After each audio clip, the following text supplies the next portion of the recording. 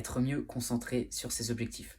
Dans une journée classique, soit tu es concentré sur toi, sur tes objectifs, sur tes plans, sur ce que tu vas faire, et à ce moment-là, tu peux avancer, soit tu es concentré sur l'environnement, sur l'extérieur, et parfois tu peux être distrait.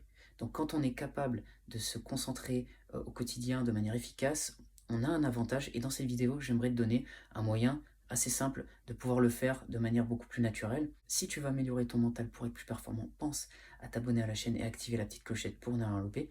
Et ce moyen dont je voulais te parler, c'est le fait de contrôler ce à quoi tu t'exposes au quotidien.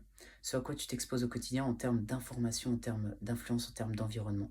Je m'explique. Les informations, par exemple, télévisées, ce que tu vas voir sur Internet, les journaux, quoi, les journaux télévisés, tout ça, ça peut t'influencer, par exemple, au niveau de ton état émotionnel, au niveau de ce à quoi tu vas penser.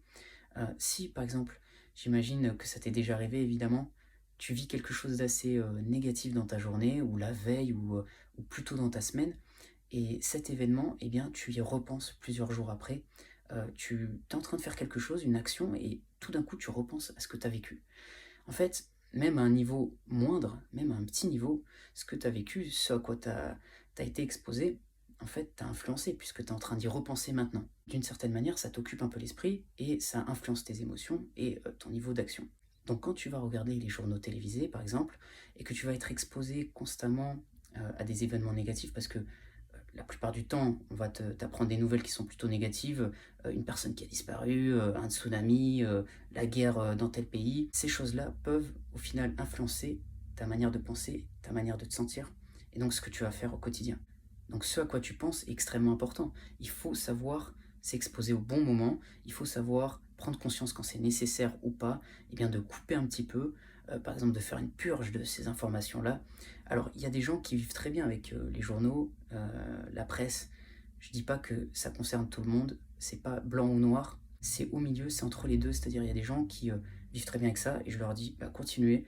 Moi, de mon côté, j'ai tendance à plutôt voilà, mettre des limites et rester focus sur ce que je fais. Bien sûr, pour fonctionner dans la vie, tu es obligé aussi de rester ouvert et de regarder ce qui se passe en réalité. Maintenant, si tu prends conscience que ça peut t'influencer, eh bien, ça peut avoir un impact positif sur ton focus, sur ce que tu vas faire au quotidien, et donc te mettre dans de meilleures dispositions. Donc voilà pour cette vidéo, j'espère qu'elle va t'aider. Si c'est le cas, tu peux mettre un j'aime, tu peux t'abonner à la chaîne si tu veux d'autres contenus sur le mental, sur l'état d'esprit. Je te dis à bientôt pour une prochaine vidéo.